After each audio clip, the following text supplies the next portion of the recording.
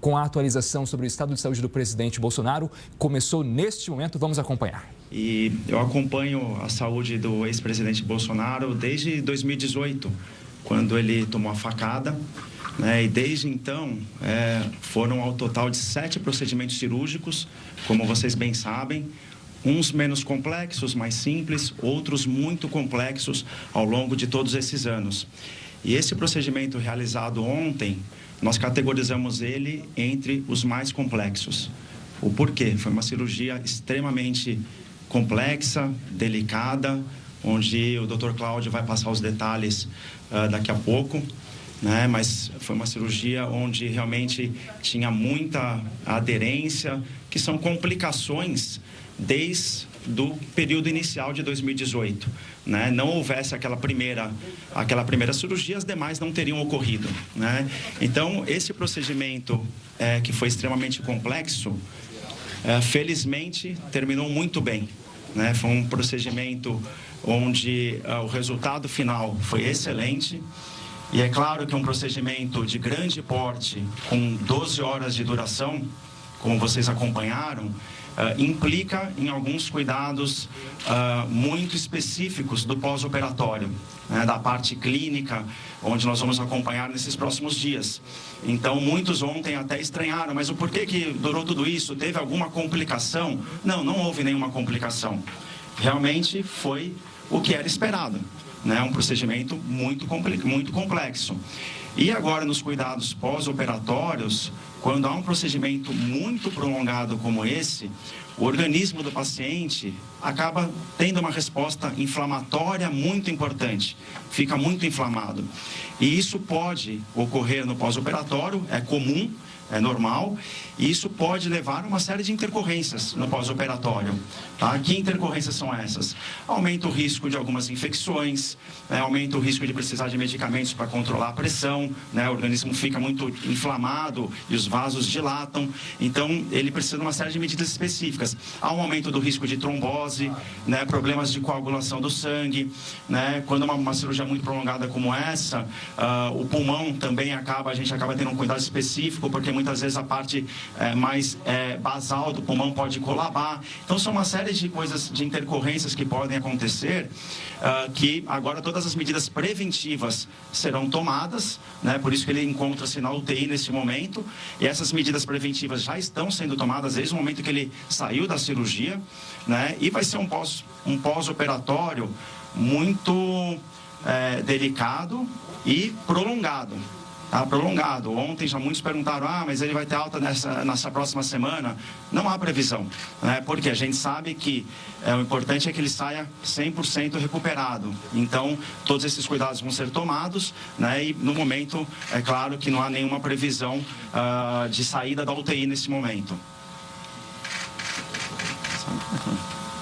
Eu vou passar para o Dr. Cláudio aqui, que vai passar sobre as especificidades da cirurgia, do procedimento.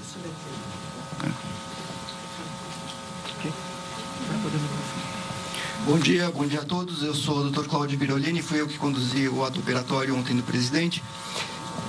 Peço desculpas pelo cancelamento da entrevista coletiva de ontem. Foi um pedido nosso, da equipe, porque depois de 12 horas de cirurgia nós estávamos todos muito cansados. Com relação à sequência de eventos, na primeira avaliação em Natal, o presidente estava estável, mas ao longo do sábado para o domingo, ele mantinha sempre um quadro de distensão abdominal, um desconforto abdominal persistente, e o que nós notamos foi uma elevação dos marcadores inflamatórios, que é o PCR. E chegando aqui em Brasília, nós optamos por trazê-lo aqui para Brasília, e na chegada a Brasília foi repetida uma tomografia que mostrou que ele mantinha um quadro de distensão abdominal, apesar de quase 48 horas de tratamento clínico, que a gente diz, que é descompressão do tubo digestivo, jejum, etc. Isso, associado ao achado da tomografia e a essa elevação do PCR, nos levou a indicar o tratamento cirúrgico. A decisão tomada, a cirurgia foi conduzida durante todo o dia de ontem, e eu já tinha em mente que seria procedimento bastante complexo e bastante trabalhoso, em função de uma experiência prévia com casos semelhantes. A grosso modo, a situação do ex-presidente era a seguinte: era um abdômen hostil, múltiplas cirurgias prévias, aderências causando um quadro de obstrução intestinal e uma parede abdominal bastante danificada em função da facada, em função das cirurgias prévias. E isso já nos antecipava o fato de que seria um procedimento bastante complexo e bastante trabalhoso. Para vocês terem uma ideia, para a gente conseguir acessar a cavidade abdominal do ex-presidente, foram praticamente 2 horas de cirurgia, mais umas 4 ou 5 horas de liberação de aderências. E uma vez finalizada essa parte do procedimento, a gente começa a segunda etapa, que é a etapa de bolar uma estratégia de reconstrução, tá? Porque tem diversas alternativas, a gente tem que decidir qual que é a melhor forma de recolocar as coisas no lugar. Então, só para terem uma ideia, a liberação dessas aderências é feita de forma milimétrica praticamente. Você liberar um intestino que tem 3,5 metros, você vai centímetro por centímetro, tomando cuidado para não lesar o intestino. O intestino dele estava bastante, vamos dizer assim, sofrido, o que nos leva a crer que ele já vinha com esse quadro de uma suboclusão subclínica há alguns meses, tá? Que isso se reflete pelas várias internações que ele teve ao longo desses últimos meses. Isso também contribuiu para a decisão da tomada, da decisão de uma intervenção cirúrgica. Bom, liberamos todas essas aderências, o intestino dele foi liberado desde o início até o final, foi revisto várias vezes para que não ficasse escondida nenhuma lesão desapercebida. O intestino foi reposicionado de forma ordenada na cavidade abdominal e nós reconstruímos a parede da forma que consideramos a mais adequada no momento. É importante que vocês saibam que reconstrução de parede abdominal nessas condições não aparece, não está escrito no livro o que é que você tem que fazer. Você tem que tomar uma decisão em função do achado, tá? Então ele tinha vários componentes que colocam essa condição como uma situação bastante complexa em termos de reconstrução de parede abdominal, mas o que nós fizemos ali foi o arroz com feijão, que é o que a gente costuma fazer em casos assim, e o resultado final foi bastante satisfatório. Obrigado.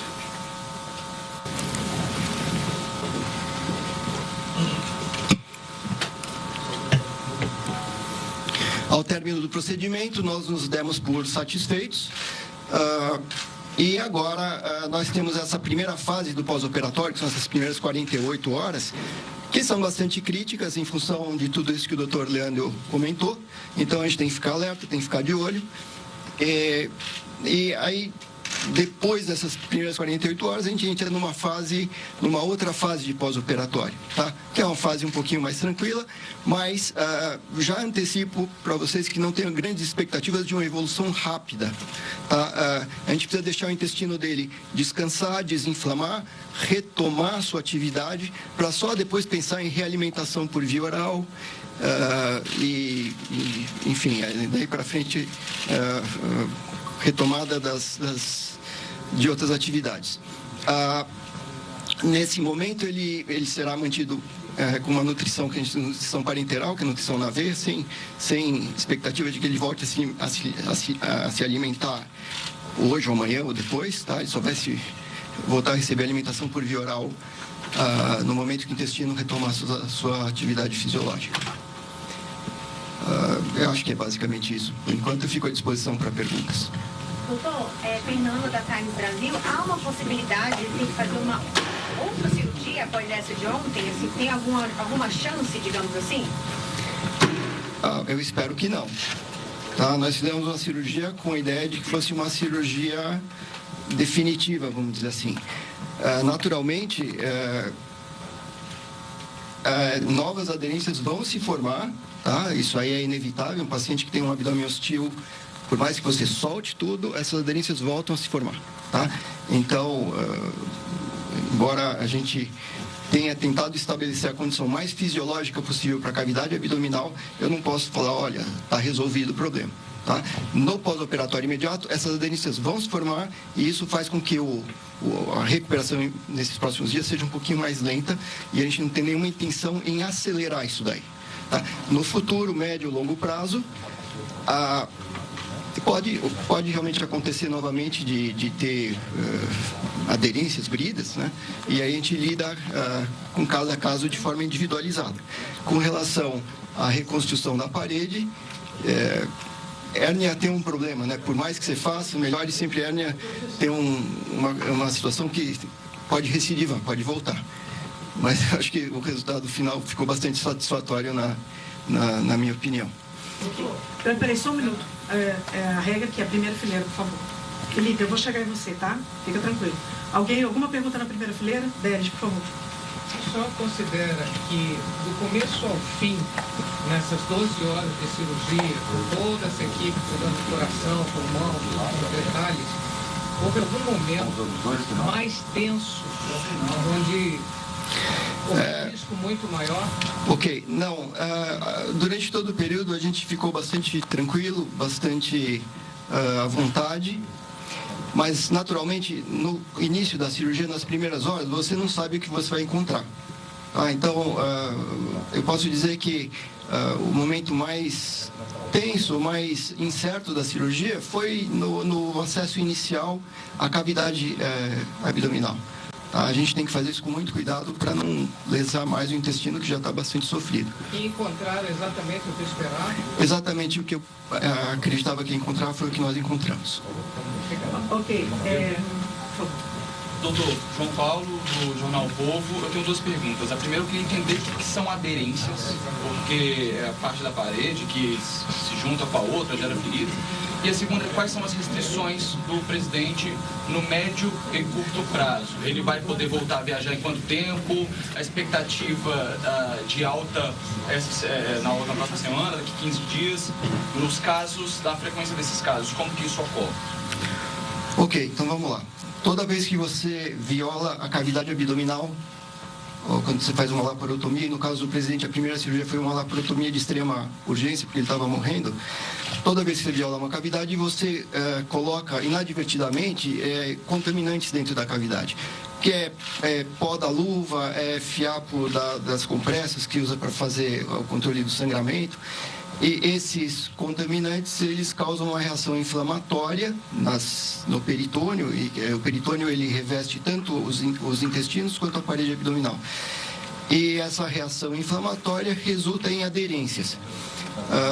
Se você abrir o abdômen de alguém que nunca teve nenhuma cirurgia, o intestino é todo soltinho. Mas quando você abre um abdômen que já foi operado 4, 5, 6 vezes, as alças intestinais elas ficam todas agrupadas, quer dizer, você não consegue individualizar, a menos que você faça a liberação dessas aderências. Todo paciente submetido à cirurgia abdominal tem aderências, ok? Em grau maior ou menor. Grande parte dessas aderências elas são assintomáticas, elas não causam nenhum problema, mas eventualmente, e todo paciente que já foi operado sabe que pode cursar com a formação desse quadro que a gente chama de suboclusão intestinal. Vamos para as restrições. A expectativa é que ele volte a ter um padrão de vida melhor, se alimentar melhor, e a nossa expectativa é que seja sem restrições, exceto restrições agora no pós-operatório imediato, nesses próximos 2 ou 3 meses, que precisa conter a parede abdominal com cinta, etc. Vamos lá. Uma intervenção da dimensão que o paciente recebeu, ele deve-se esperar que ele passe 1, 2 semanas no hospital antes de poder voltar para casa? Quanto tempo? É para um mês ou é para algumas semanas? Sim, a nossa expectativa, correndo tudo dentro do previsto, é que ele fique pelo menos aí 2 semanas Não tem internado. Mas isso é uma previsão que vai ser reavaliada conforme a evolução. Próxima fileira. Aqui, a primeira aqui, por favor. Doutor, bom dia. Mariana Brasil, Folha de São Paulo. Queria saber se esses procedimentos de hoje foram de caráter de urgência ou a equipe identificou que já havia necessidade prévia de intervenção. Ok, então vamos lá, mais uma vez. Na primeira avaliação, ele não apresentava critérios para uma indicação cirúrgica de urgência ou emergência, isso é assim, é preciso operar agora ou nas próximas horas. Tá? O que aconteceu foi que, ao longo das 48 horas que ele permaneceu em observação, apesar das medidas clínicas inicialmente tomadas, que foram totalmente corretas, ele mantinha sempre um quadro de distensão abdominal, um abdômen bastante distendido, um desconforto abdominal à palpação, mas o que nos chamou a atenção, e isso a mudança de conduta tem que ser tomada em função de alterações sutis. Ok, a gente não pode esperar uma mudança dramática para falar precisa operar. Então, o que aconteceu foi que, gradativamente, desde Natal até a chegada aqui, ele apresentou essa alteração nesse exame que se chama PCR, que nos indica que tem alguma coisa acontecendo. Tá? Então, antes que houvesse, por exemplo, uma perfuração intestinal causando uma peritonite que mudaria drasticamente o procedimento, nós optamos pela intervenção cirúrgica. Ok. Aqui, próximo. Doutor, com relação à evolução a partir de agora, ele vai voltar usar bolsa de colostomia? Como está essa situação? Não, veja, não existe essa perspectiva de forma programada. A menos que ele tenha alguma complicação muito séria, tenha que ser operado, etc. Aí isso pode eventualmente acontecer, mas a princípio não. Inclusive a gente reviu toda a cirurgia, na primeira cirurgia ou na segunda cirurgia foi feita uma ressecção do lado direito do intestino, a costura entre um e outro estava boa, estava adequada. Tá? Então, não, a princípio não existe essa programação. Pode. Pedro Nascimento da Rádio Sete. Com relação ao pós-cirúrgico do presidente, você disse que ele vai passar algumas semanas ainda na UTI, depois ele vai ficar de 2 a 3 meses ainda sobre essa condição. Durante esse período de 2 a 3 meses, o que ele fica restrito? Ele pode viajar, ele pode estar em compromissos profissionais, porque a gente está querendo saber se o ex-presidente pode retomar essa agenda desses 2 a 3 meses ou se ele vai ter que ficar mais recluso. Ok, vamos lá, agora vamos passar por essa fase inicial do pós-operatório imediato. Vamos passar pelas outras fases e aí a gente vai conversar com o presidente. Ele tem uma agenda bastante intensa e é difícil segurar ele. Então, eu vou tentar segurar na medida do possível, mas, enfim, ele tem o ritmo dele. Ok. Oi, doutor, na TV Record, no finalzinho da noite de ontem, a ex-primeira-dama publicou no Instagram que o ex-presidente já estava no quarto.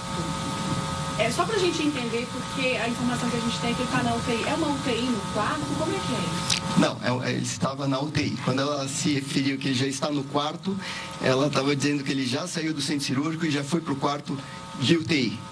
Ele vai ficar na UTI, não vamos tirá-lo da UTI enquanto ele não tiver bastante recuperado dessa agressão. Então, que não fique nenhum equívoco, ele está na UTI e vai ser mantido na UTI.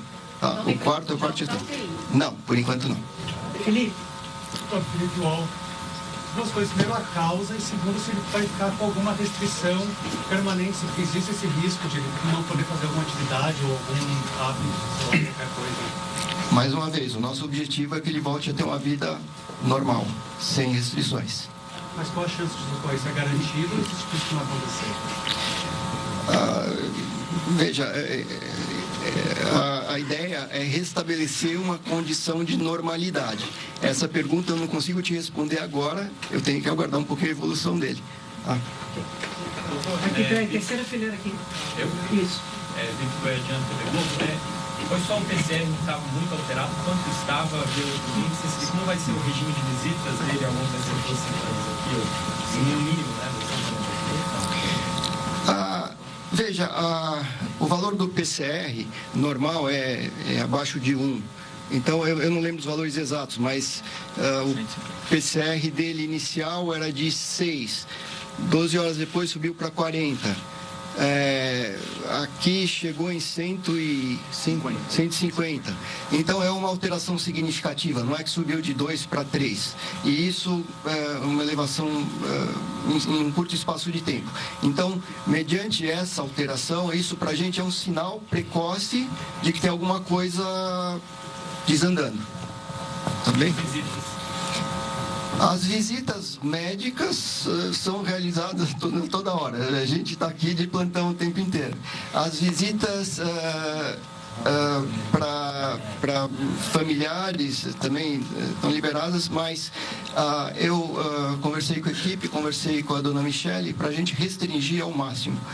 O ex-presidente, ele gosta muito de falar, conversar, e nesse momento eu acho que a gente tem que deixar ele mais tranquilo, num ambiente mais reservado. Tá? Madu, próximo. Bom, meu nome é Madu Toledo, sou do Metrópolis. Eu queria que você explicasse, por favor, como será esse pós-operatório, quais cuidados o Bolsonaro deve ter, o que vocês vão fazer para que ele se recupere o melhor possível, o mais rápido. Quer falar? O Antônio?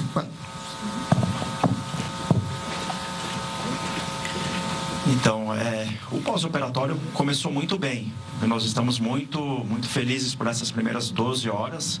Tá tendo uma evolução muito boa, né? Algumas intercorrências que poderiam ocorrer já nessa fase inicial não estão acontecendo, né? Então, essas próximas 48 horas são fundamentais para a gente definir aí os próximos passos, mas agora ele já está recebendo antibiótico de forma preventiva, tá? Não há infecção ativa, né? Está recebendo aí fisioterapia, né? Tudo já para restabelecer o quanto antes, né? A movimentação dele, para não perder massa muscular, né? Para restabelecer aos poucos aí a parte de atividade, né? Dele, da musculatura e assim, todo o controle de pressão, de frequência cardíaca, tudo muito adequado nessa fase inicial, né? A conduta de alta da UTI para o apartamento depende de uma série de variáveis, né? Que nem cabe aqui a gente entrar na parte técnica, mas que vai ser realizada com toda a segurança, né? Não há pressa. Eu acho que a evolução dele é passo a passo, né? Para que ele se restabeleça da forma mais segura possível, né? Sem, por mais que a gente sabe de toda a agenda, né? De toda o presidente sempre muito ativo, mas agora é falar pouco, né? Fazer a fisioterapia, receber todas as medidas preventivas que ele está recebendo, para que a gente dê alta da UTI no momento oportuno, né? No momento correto. Ele está acordado? Ele está acordado, tá? Claro que foi uma sedação bem prolongada, né? Então, mas ele está acordado, consciente, conversando conosco, já fez até alguma piadinha ali, então tá tudo sob controle. Ok. Poder 360 vai fazer pergunta? Não, ok. Quem é o próximo? Felipe? A minha questão é a seguinte: antes de ter a cirurgia, a gente não conseguiu falar com os senhores, havia a indicação de que deveria um ponto maior de obstrução. Foi só nesse ponto, com todo o intestino, vários pontos, e se isso indica para os senhores que há algum outro tipo de problema que os senhores não tinham identificado ainda. Ok. Nos exames de imagem, a sugestão é de que houvesse um ponto principal de obstrução. Durante o ato operatório foi identificado esse ponto, e a gente sabe disso porque até esse ponto, o intestino fica dilatado. E dali para frente ele fica mais fino, ok? Na realidade, ele vinha já tendo um quadro clínico, ele não reclama, mas ele, enfim, reservadamente, ele nos falou que já vinha há algum tempo sentindo desconforto abdominal, distensão, sensação de barriga estufada. E isso mostra o que a gente achou na cirurgia, que ele tinha um ponto principal, mas que, de um modo geral, grande parte do intestino dele estava, de certa forma, imobilizado e com sinais de que já vinha se arrastando de forma mais ou menos crônica. Tá? Às vezes você tem realmente uma brida que é pontual, tá? Que é uma trave fibrosa, um kink, que a gente diz que é uma dobra de uma alça intestinal num determinado ponto. Ele tinha isso, mas além disso ele tinha vários outros pontos que poderiam dificultar o trânsito intestinal também. Eu estou indo para as duas últimas perguntas. Doutor, Gabriel Sabanha do Globo, os aliados, pessoas próximas a Bolsonaro, falam muito com frequência sobre os maus hábitos alimentares, de hidratação dele também, não come da maneira adequada. Para quem já passou por esses procedimentos, queria saber até que ponto esses maus hábitos do ex-presidente podem ter sido um complicador que levou ao agravamento essa cirurgia. Bom, que essa questão foi levantada, inclusive para o ex-presidente, e nós não conseguimos identificar nenhum tipo de alimento ou alimentação que pudesse ter desencadeado o quadro atual. Tá legal? Uma alimentação muito cheia de fibras, salada, casca de fruta, casca de camarão, pipoca, isso pode realmente desencadear um quadro suboclusivo num paciente com uma predisposição existente.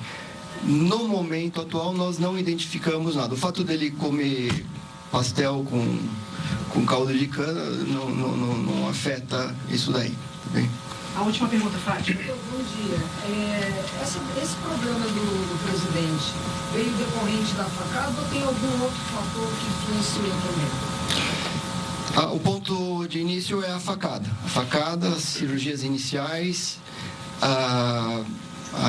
e posteriormente as outras cirurgias de reconstrução, todas elas têm um fator que tem um papel no quadro atual. Então, o objetivo dessa cirurgia foi reverter todos esses fatores que poderiam contribuir para uma nova ocorrência de um quadro assim. Então, mas o ponto inicial, fique claro para todos, foi a facada. Tem previsão de boletim diário, por dia, cada 12 horas? Você quer falar? Olá a todos, meu nome é Alisson, sou diretor-geral aqui do hospital. Os boletins, a pedido, normalmente a gente só libera quando a família está de ok junto com a equipe médica, mas a ideia é que a gente emita os boletins diários para vocês, tá? A princípio. A não ser que a gente tenha uma mudança, né, doutor Cláudio? Muito diferente do que a gente espera e a gente atualiza sempre vocês. Tem como tirar uma foto? Sim, a gente pode organizar a fotografia agora e a saída também precisa ser organizada. Vocês viram que Muito bem, gente, 9 horas e 52 minutos. Nós acompanhamos, então, na íntegra essa coletiva com todas as informações sobre o atual estado de saúde do ex-presidente Jair Bolsonaro, que passou neste domingo por uma longa cirurgia de 12 horas. Apenas para a gente resumir o que foi dito nesta coletiva de imprensa, segundo a equipe médica, um procedimento extremamente complexo, de difícil acesso à cavidade abdominal, o que foi necessário para conseguir fazer esse procedimento, e a informação de que o presidente Bolsonaro, o ex-presidente Bolsonaro, vai continuar internado na UTI até que a equipe médica decida que ele possa ir para o quarto. Então, neste primeiro momento, o ex-presidente continuará internado na UTI, sendo acompanhado o tempo todo pelos médicos que estão ali dentro desse tratamento, dessa recuperação do ex-presidente Bolsonaro.